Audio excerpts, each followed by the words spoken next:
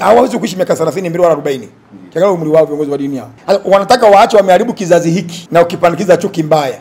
Maana hiyo roho niliwahi ukemea siku moja bwana simulizi, niliwahi ukemea kipindi fulani kwamba nimeona roho chafu inainuka inayojaribu kuona kwamba mtu anapokosoa utawala anaangaliwa ni wa dini gani.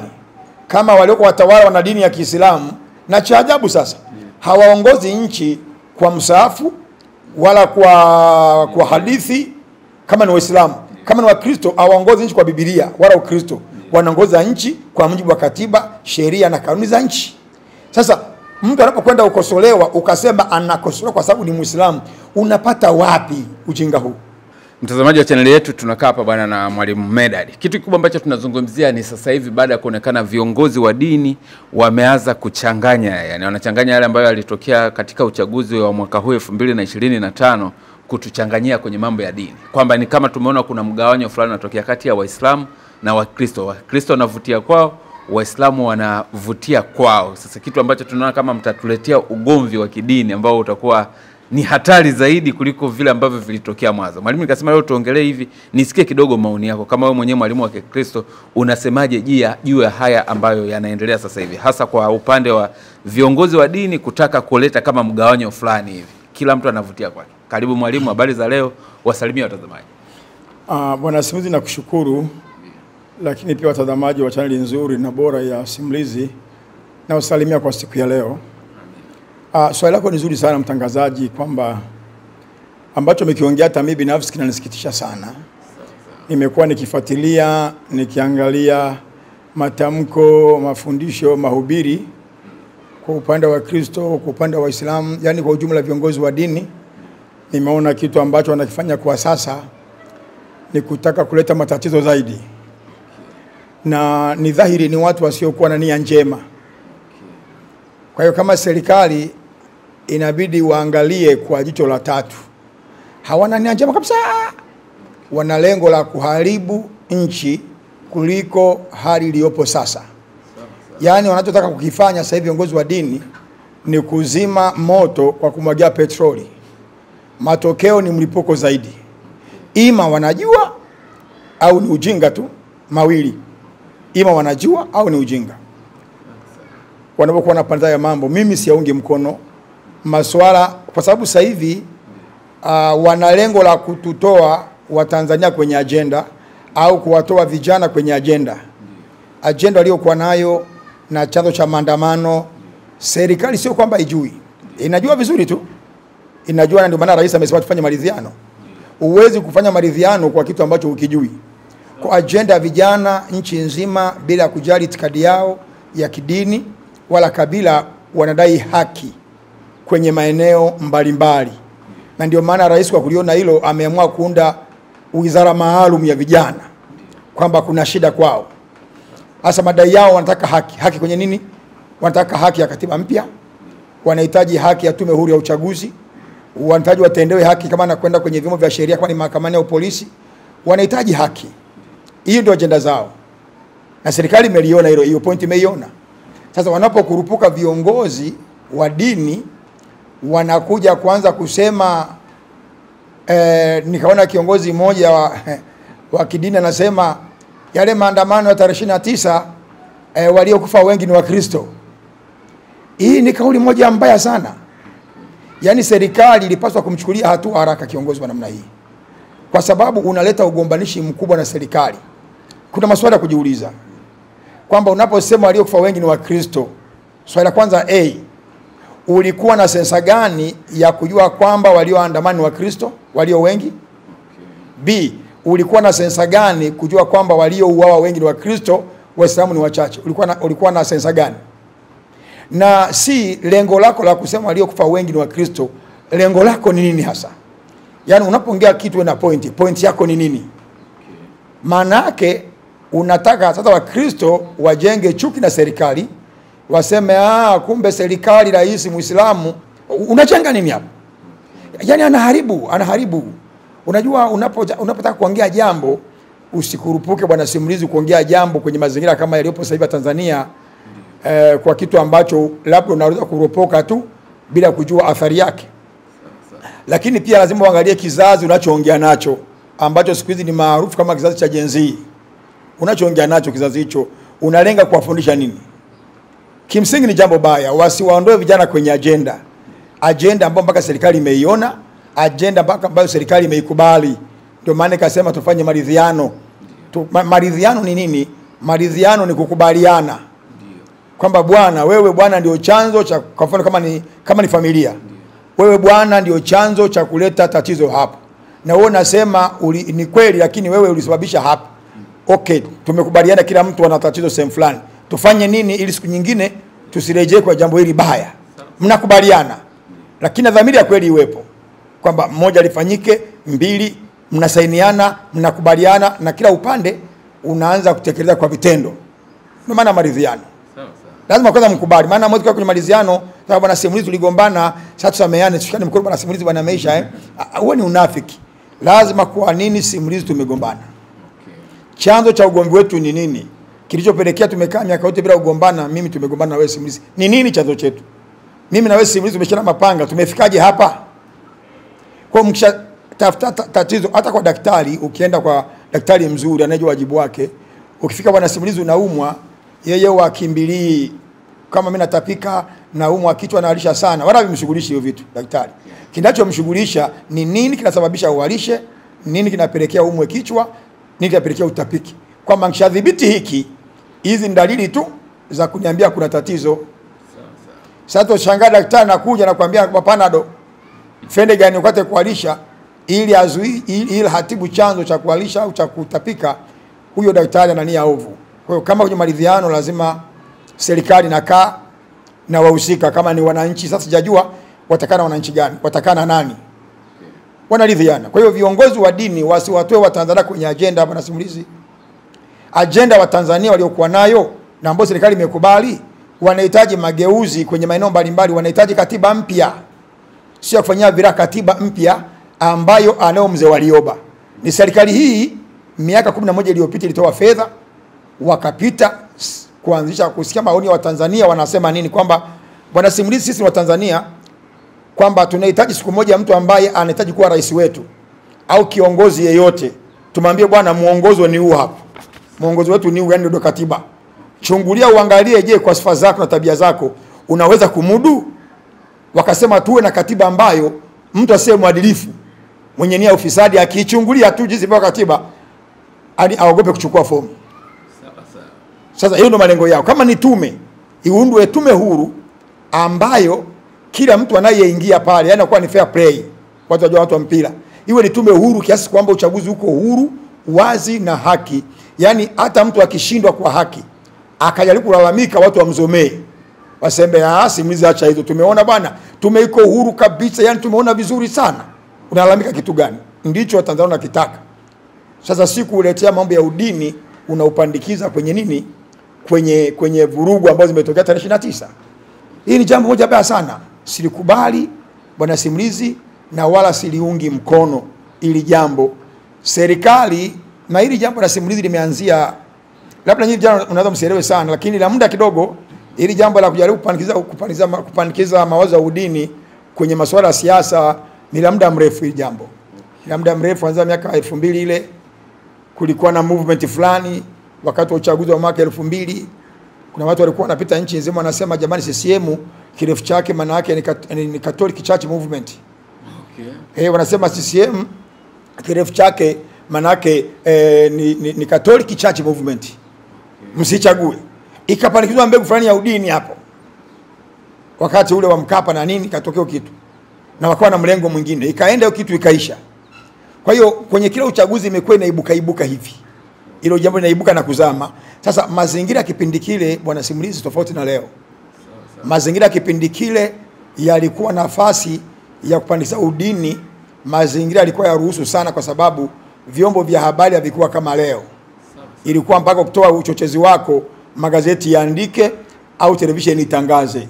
Kitu ambacho kipindi kile televisheni ilikuwa itangazi wala ilikuwa magazeti yaandiki. Na hata wakati ule mwenye gazeti pia mpaka alifikia mtu akijini hata lingeandika, sio leo. Lakini leo mazingira ni tete sana. Mtu anachukua simu yake kabisa, anaiko kijini amekaa, anaona uchochezi wa udini kupitia kwenye simu yake. Hili ni jambo la hatari, silikubali na wala siliungi mkono, ambalo walifanya viongozi wa dini kujaribu kuchanganya maandamano tarehe 29 na mauaji yaliyotokea kuyachanganya na upande wa dini. Sawa kabisa. Tunaangalia kwa utamaduni wa Tanzania moja kwa moja. Wao pamoja na kwamba wana tofauti za kidini, lakini wamekuwa ni watu ambao ni wamoja kwenye mambo ya yani kwenye mambo yao ya maisha kwa ujumla. Unakuta wewe wa dini hii wote wapo pamoja. Unakuta wa chama hiki na chama hiki wote wanakaa nyumba moja. Watu ambao wamekuwa kiishi kwa upendo muda mrefu. Lakini sasa inapokuja kusimama sasa hivi viongozi wanasimama, inaonekana kama kwa dini fulani na nyinyi mfanye hivi, na wa dini fulani na nyinyi mfanye hivi. Ni kama kidogo inaweza kuleta shida. Sio kama kidogo, simulizini sana. Yaani hao viongozi wanachokifanya na ukiangalia watu wazima, ila ndio maana kuna msemo na kuambia kwamba usahau watu wapumbavu wanazeeka. Hata wapuuzi wanazeeka. Yaani kimsingi wanataka kuleta balaa kubwa na kuunda bomu kuliko bomu hatari kuliko la nyuklia. Na wanataka kupasua nchi na kuiharibu kuliko mambo yalivyo sasa. Kama ni wanaongelea amani, wana lengo la kuharibu amani milele. Kwa sababu jamii wa Kristo, tangu mimi nimezaliwa mpaka leo, sisi huwa hatulizani dini yako. Madamu mnafanya biashara, mnakwenda wewe mnafika kijijini, hatuulizanagi. Jamii wa Tanzania, hatulizani Tanzania mambo mawili. Hatulizani dini wala kabila. Wewe dini gani bwana? Ukisema labda John hapa atakuwa ni Mkristo huyu. Omari labda atakuwa Muislamu, lakini wala vikushughulishi. Mko kwenye basi moja, shule moja, wote ni washikaji marafiki, mnakula chakula kimoja, mnapeana ajira, mnapeana nyumba moja, mnaombana chumvi, mnaombana mboga, hamuulizani kabisa habari ya dini. Kila mtu yuko moyoni mwake, anafuata maelekezo ya dini yake, full stop. Lakini leo ambacho viongozi wa dini wanahitaji ukifanya ni kuleta uharibifu mbaya sana kwenye nini? Kwenye nchi. Kwa serikali na wizara husika, ambao ni ya utamaduni na michezo. Maana mambo ya dini hapo kwenye serikali, wizara ya utamaduni, lazima waliangalie na waziri husika ainuka aseme kwamba no, ili jambo mnapoja kuliingiza humu halikubaliki, mtaleta matatizo na madhara makubwa. Unajua bwana simulizi, madhara ubaguzi wa dini ambao wanataka kupandikiza hawa, jambo la kwanza ambalo watu wa namna hiyo wao wanalifanya ni kuhakikisha vijana wanavuliwa uwezo wa kufikiri na wanalishwa chuki. Yaani wanachokifanya ni kuhakikisha vijana wanavuliwa uwezo wa kufikiri, alafu wanavalishwa chuki. Vijana wakishavuliwa uwezo wa kufikiri kwenye dini zao, wakavalishwa chuki, tayari wanakuwa kama mazombi, wanakuwa kama misukule tu, kama vile maroboti, wanaenda kufanya vitu bila kufikiri. Mimi ninachoomba vijana wa leo wa Tanzania, viongozi wenu wa dini wanaojaribu kuwatoa kwenye agenda na kuwapandikiza udini, wakataeni na wapuuzeni kabisa. Maana kuna comment ukiangalia, wamenangalia comment kwenye zile hotuba, unaona kuna baadhi wana support upuzi ule. Tayari unajua huyu anaye support ujinga huu ameshavuliwa uwezo wa kufikiri. Ameshavuliwa uwezo wa kufikiri, anaunga mkono upuzi huu. Labda bwana simulizi nikuulize kitu kimoja. Inapokuja kwenye maisha ya Tanzania jinsi yalivyo, kama ajira hakuna, kama ajira hazipo, je, hii inamgusa Mkristo na peke yake? Hapana, hiyo inakuwa ni wote, wananchi wote. Mkristo, Muislamu, una dini wote wanafanya nini? Wewe pagani. Yaani una dini kama ajira hakuna, si ndio? Kama ni maisha magumu yanabagua dini? Hayabagui. Maana kumekuwa na dhana ya kipumbavu na ya kijinga kishetani kabisa ya viongozi waliofirisika, wenye nia ovu. Wanakuambia inafikia wakati sasa hata kama kuna rais amekaa kwenye madaraka akajaribu kukosolewa na watu, wanaangalia nani kamkosoa. Aliyemkosoa anaitwa Luka, huyu ni Mkristo. Anayekosoa nani? Ni Omari, ni Muislamu, ndio maana amkosoa. Sasa ina maana kama kiongozi wa kiserikali akikosea asikosolewe na mtu imani nyingine. Yaani unaona wanakotupeleka Ndio. Na kwa hiyo kama kuna kiongozi amekaa pale akaboronga, usimkosoe kwa kuwa ni dini yako. Hapana. Hivi ndivyo dini bwana Simizi anavyoagiza hivyo? Hapana. Kwamba kama ni kiongozi, kwa hiyo mtu anapokuwa anakosolewa kwenye mambo ambayo yanaonekana yako sawa, hakosolewi kwa sababu ya dini yake. Anakosolewa kwa sababu ya yale aliyofanya yako kinyume na mila, desturi, sheria na kanuni za nchi. Lakini sasa hawa viongozi wa dini waliofilisika hawa viongozi wa dini waliofilisika ambao wanakiri mbovu hawa, Unanielewa? Na ukiangalia wengi wao ni watu wazima wana miaka michache ya kuishi katika mazingira. Yaani tukienda katika hali ya kawaida ukiondoa vifo ni kila mtu. Hali ya kawaida kabisa ya kisayansi baada ya kukua na kufa. Ni hawawezi kuishi miaka 30 mbili wala 40. Kiangalia umri wao viongozi wa dini hao. Wanataka waache wameharibu kizazi hiki. Na ukipandikiza chuki mbaya. Maana hiyo roho niliwahi kukemea siku moja bwana simulizi, niliwahi kukemea kipindi fulani kwamba nimeona roho chafu inainuka. Inaojaribu kuona kwamba mtu anapokosoa utawala anaangaliwa ni wa dini gani. Kama walioko watawala wana dini ya Kiislamu, na cha ajabu sasa hawaongozi nchi kwa msaafu wala kwa hadithi kama ni Waislamu. Kama ni Wakristo hawaongozi nchi kwa Biblia wala Ukristo. Wanaongoza nchi kwa mujibu wa katiba, sheria na kanuni za nchi. Sasa mtu anapokwenda ukosolewa ukasema anakosolewa kwa sababu ni Muislamu, unapata wapi ujinga huu? Je, kama angekosolewa kusema jamani huyu amevaa kanzu mbaya, anaonekana Muislamu hamna kitu, ungesema kweli. Lakini jamani hiki unachokifanya si sawa. Hiki kinavyokwenda si sawa. Unasema anakosolewa kwa sababu wa dini yetu. Huyu si wa dini yake. Hiyo isiye imekuepo. Ndio maana kama bwana simulizi kwamba tusipoongea wazi jambo hili litaleta matatizo makubwa sana mbele ya nini? Mbele ya safari. Hiyo roho nimeiona kwa miaka mingi inainuka hivi. Inainuka hivi. Na mara nyingi ambao wamekuwa wakirushiwa lawama ni teki. Kwamba teki wanatoa matamko. Na wanatoa matamko mtawala akiwa Muislamu. Umeona wanajenga dhana ya kipumbavu na kijinga ambayo si kweli. Si kweli kabisa.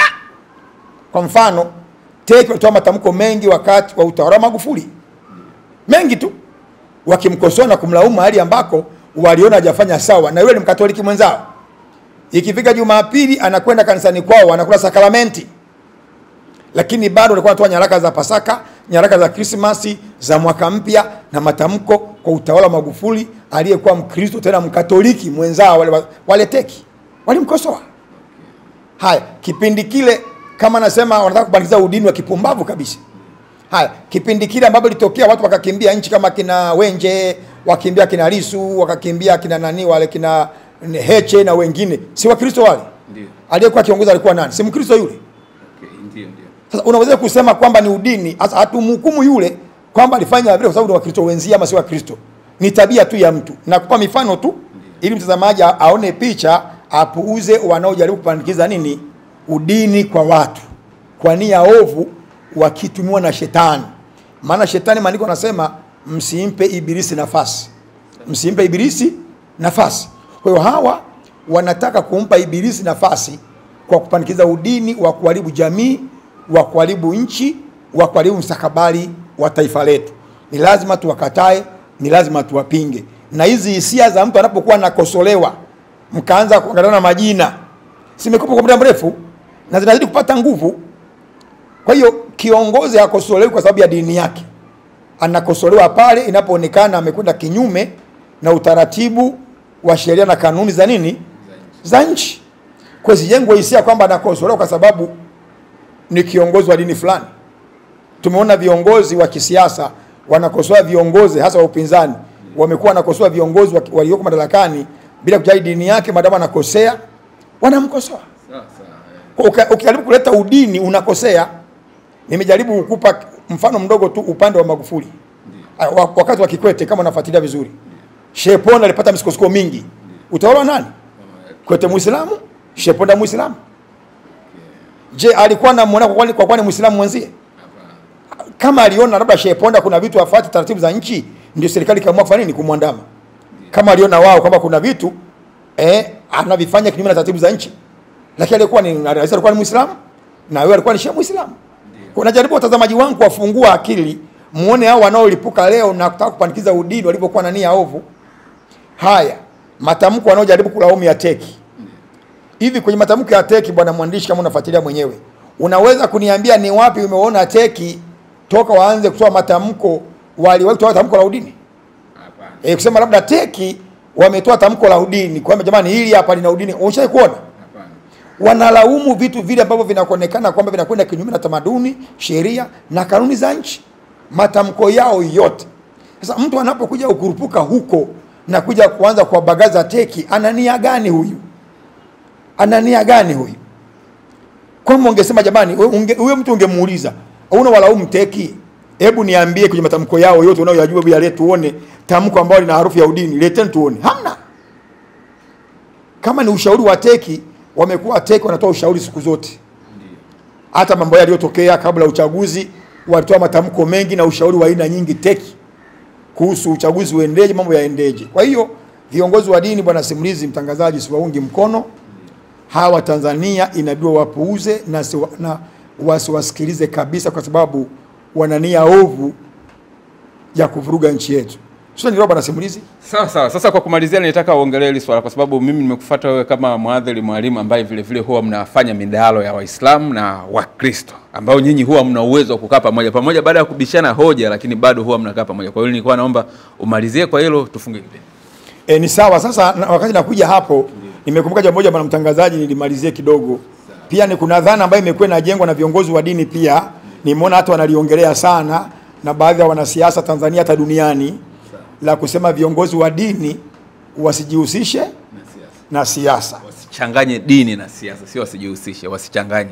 Wasichanganye dini na siasa. Sasa wewe kwa kuwa ni mwanahabari, nadhani kuna siku upate kiongozi mmoja wa kisiasa umuulize, hivi mnaposemaga viongozi wa dini wasichanganye siasa na dini, wao mna maana gani? Wanachanganyaje? Waulize tu vizuri. Kwa sababu hii tabia kusema usichanganye dini na siasa imetoka wapi? Mimi kitu ambacho sikiungi mkono cha kuchanganya dini na siasa ni pale ambapo, na ni jambo baya, ni pale ambapo kiongozi wa dini atasimama na kusema naomba mchague fulani, si kwa sababu ni mzuri, ana uwezo wa kuongoza, ana uzalendo, bali kwa sababu ni wa dini yetu. Hiyo ndio kuchanganya dini na nini? Hiyo ni mbaya na wala siungi mkono, ni upuuzi mtupu. Hiyo ndio mbaya. Kiongozi wa dini kusimama kasema mchagueni fulani kwa sifa kwa sababu ni wa dini yetu. Hiyo ndio kuchanganya dini na nini? Na siasa. Lakini kitendo cha mtu wa dini kusimama kushauri wanasiasa, kuwaelekeza wanasiasa au kuwakemea pindi wanapokwenda kinyume, hilo ni jambo na ni wajibu wa kiongozi wa kisiasa au wa kidini. Huo ni wajibu wa kiongozi wa nini? Wa kidini. Kukemea, kushauri, kuonya. Hivi kwa mfano bwana Simulizi, kiongozi wa dini unapokwenda kuhubiri labda kwenye ibada, sisi watu tunahubiri labda, kwa mfano kama mimi pia ni mwinjilisti, watu tunahubiri nje. Na jamani, nyinyi walevi, tubuni, msipotubu mtakwenda motoni. Jamani wazinzi, nyinyi wezi, acheni wizi, mtakwenda kuangamia siku ya mwisho. Nyinyi matapeli, acheni utapeli, mafisadi acheni ufisadi. Hiyo inaonekana ni sawa, kwa kuna wasemea wa Vandara. Kiongozi wa kisiasa akifanya wizi ule ule, ufisadi ule ule, ukienda kumkemea umechanganya dini na siasa. Hii ni agenda mbovu walioitengeneza wanasiasa duniani ya kuwatenga viongozi wa dini mbali na wao ili wasikemewe.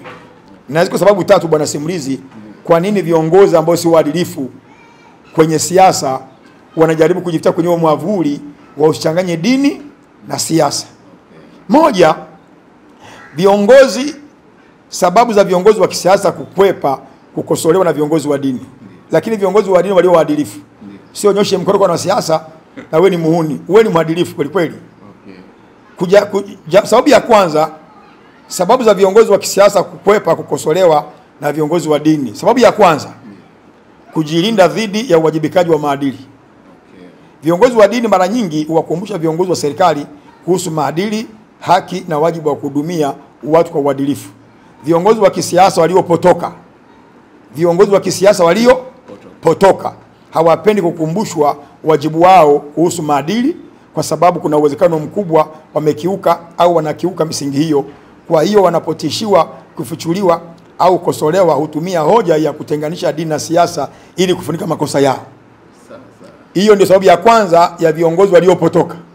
Ila viongozi waadilifu hawaoni tabu. Namkumbuka mzee Ruksa, mzee Mwinyi, nyinyi mko wadogo, miaka ile 85. Yeye alikuwa anasema ongeeni viongozi wa dini, yani semeni chochote mnachoona kiko sawa, semeni. Kusema kwenu tunisaidia mimi kurekebisha mambo, akaitwa Mzee Ruksa. Sababu nyingine ya pili, kwa nini viongozi waliopotoka kisiasa hawapendi viongozi wa dini kuwakosoa, kujenga kinga mamlaka yao? Sababu ya pili hiyo.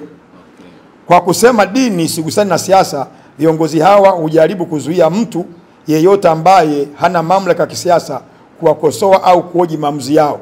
Wanatumia hoja hiyo kuonyesha kana kwamba viongozi wa dini hawana haki ya kuzungumzia masuala ya kijamii, kiuchumi na kisiasa, hata katika masuala yanayohusu moja kwa moja mateso ya wananchi. Yani wanapoona viongozi wa dini wanatumia kinga kana vile kwamba wahusiki. Lakini bado viongozi wa siasa wakienda kuapishwa watumia misafu ya nini? Wa dini. Wakienda kufungua kama ni bunge au shule yote ile, wanaita viongozi wa nini? Waombe. Kwa nini sasa mwote viongozi wa dini ikiwa mnasema dini na sasa usichanganye? Ilitakiwa kwenye kuapishwa bungeni au kwenye maeneo mengine kuna vyama vya kisiasa, basi hawataki kutumia Biblia wala Qur'ani. Watumie katiba za vyama vyao kama ndio hivyo. Maana vile ni vyombo, vile ni vitabu vya dini. Na wala hawapaswi kuwaita viongozi wa dini waombe kwenye makongamano yao, maana watakuwa wamechanganya dini na nini? Na siasa kama ndio hivyo. Lakini wanaofanya hivi, bwana mtangazaji, simulizi, ni wale viongozi wenye nia ovu kuwadanganya watu. Sababu ya tatu ni kuvuruga umma na kudhoofisha sauti za haki. Hii ndio pointi kubwa hapa. Wanasiasa waliopotoka kukwepa kukosolewa na viongozi wa dini, sababu ya tatu ni kuvuruga umma na kudhoofisha sauti za haki. Kivipi? Kwa kauli hiyo mara nyingi hujenga hofu ya sintofahamu miongoni mwa waumini na wananchi ya usichanganye dini na siasa. Wanaweza kuanza kuamini kwamba, au waumini hao wanaweza kuanza kuamini kwamba ni makosa kwa viongozi wa dini kuzungumza juu ya uonevu, rushwa au kandamizaji. Hii huwafanya viongozi wa dini kukaa kimya au kuogopa kuchukua msimamo wa wazi. Sasa hili ni jambo moja baya sana. Bwana simulizi, na malizia hili jambo, limefikia hatua kuanza kujenga dhana potofu kwa waumini. Wanapoona kiongozi wa dini anakosoa mwenendo wa serikali, wanasema unachanganya dini na siasa. Muulize anayesema, una maana gani kusema hivyo? Kiongozi wa dini kazi yake ni nini?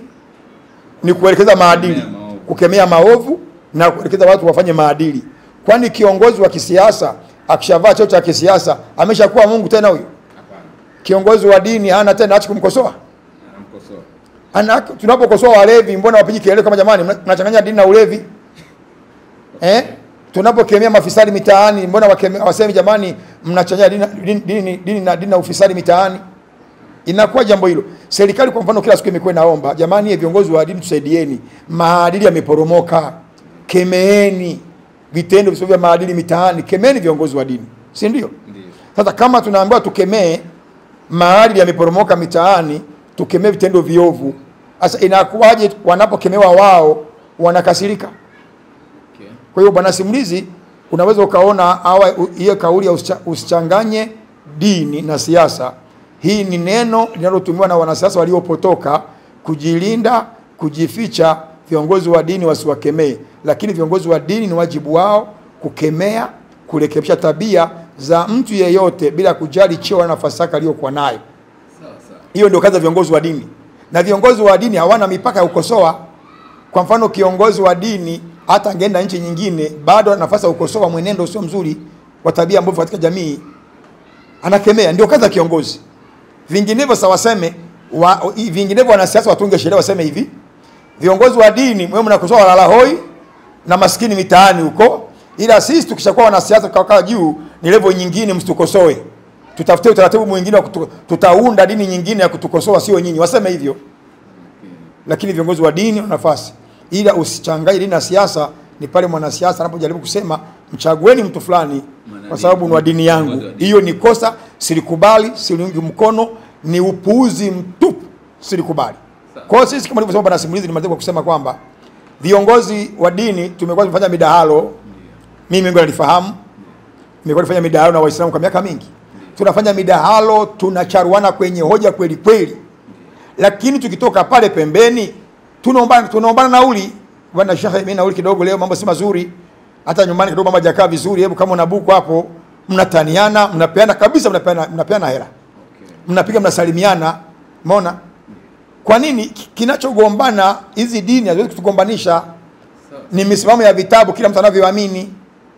Kwa hiyo lazima tuwapuuze wanasimulizi, wanasiasa wanaojaribu jambo hili la matokeo ya tarehe 29 maandamano kuliingiza kwenye udini, kuligawa taifa. Hawafai. Naomba watu wa dini zote wapuzeni viongozi hao. Sasa kama imagine niambie bwana simulizi, viongozi hawa ndio nawaita kwenye maridhiano. Unategemea nini? Yaani umeamua kufanya maridhiano, na nimshauri rais wangu Samia Suluhu Hassan, kama utafika wakati Samia wa kufanya maridhiano, ni jambo zuri, ukasema nite viongozi wa dini, naomba uchuje viongozi wa dini ambao watakufaa. Usichukue tu maadamu kiongozi wa dini ni mtu mzima ukachukua. Dini wenye mwelekeo mzuri watakao kufaa, wenye kutaka kuijenga nchi. Si wale ambao wanajaribu kuhamisha agenda kuipeleka kwenye udini. Hawatakufaa, watazidi kukupotosha na kukupotosha na kukupotosha. Mimi kwangu ni hayo bwana simulizi.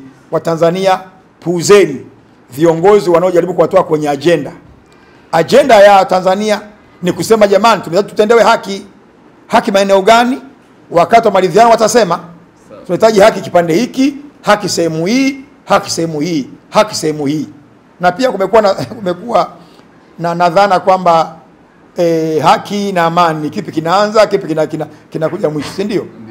Bwana simulizi, mimi kwa kuwa ni mtu wa sehemu ya dini, hebu nisomee Isaya, sio mbaya, tumejana andiko hilo. Isaya 32:17. Tuone hayo maandiko yanasemaje. Nisomee Isaya 32:17 hadi 18 hapo nisomee. Isaya 32. 17 hadi 18. Mstari wa 17 anasema, na kazi ya haki itakuwa amani. Umeona kitu hicho? Na mazao ya haki yatakuwa ni utulivu na matumaini daima. Anasemaje hapo? Na kazi ya haki itakuwa amani. Na kazi ya haki itakuwa ni nini bwana simulizi? Amani. Kumbe kinachotengeneza amani ni nini? Haki. Watu wakitendewa nini? Haki. Na anasema na kazi ya amani ni nini? Utulivu daima. Na anasema na kazi ya amani ni utulivu na matumaini. Hutaona vurugu, hutaona maandamano, hutaona kelele, hutaona matusi. Ni utulivu daima. Mstari wa 18. Na watu wangu watakaa katika makao ya amani. Unaona, na watu watakaa kwenye makao ya nini? Ya amani. Kwa hiyo unajua bwana simulizi, hata viongozi wa kisasa wenyewe wanajua. Usipomtendea haki, kumfanyia dhuluma, hawezi kukubali. Hawezi kukubali, hata wao wanajua. Viongozi wa kisasa wao ukimfanyia dhuluma na uonevu, mwenyewe akubali. Atachukia, atakasirika. Kwa hiyo bwana, hapo kazi ya haki itakuwa ni amani. Na kazi ya amani itakuwa ni utulivu daima katika nchi. Na watu watakaa katika utulivu. Atakayeje aliyemtaka kuvuruga amani, wananchi wote watamjia juu. Kwamba we unataka serikali kufanyie nini? Mbona kila kitu kiko sawa? Wewe una agenda yako ya siri. Kwanza taanzaje mtu namna hiyo? Kwa hiyo visingizio vya watu kusema kuna watu wa nje wanashawishi wa Tanzania wenye nia ovu, si kweli. Ili visingizio vya kitoto wasivisikilize. Samia asivisikilize. Yeye ni mtu mzima, ni rais, ana uzoefu. Aangalie watu makini kwenye nchi atakaokaa na kufanya maridhiano ya nchi isonge mbele. Nchi isonge mbele, aliyopita sindwele, tuwenge aliyopo na yajayo. Ili asiwasikilize watu waongo tena. Na kuna kitu rais alikisema nikipenda, alisema hivi, nikimaliza urais wangu Mungu akijalia, sihitaji watu wanifurahie kwa sababu majengo makubwa, barabara kubwa na miundombinu mizuri. Bado wanifurahie kwa ile amani watakao kuwa nayo moyoni mwao. Manake nini? Rais ameona tatizo. Mpaka rais amekila wamekufa, ameona tatizo. Kwa anataka hilo tatizo lisirudie tena. Kwamba tengeneze mazingira ambayo sio anaondoka sasa, haya yaliyotokea chini yake yote yamefutwa, yale mema atakayokuwa ameyafanya kwa Tanzania wamkumbuke kwa hayo. Maana mema hufuta mabaya. Kwa Mungu akubariki kwa simulizi na watazamaji, Mungu awabariki sana. Amina.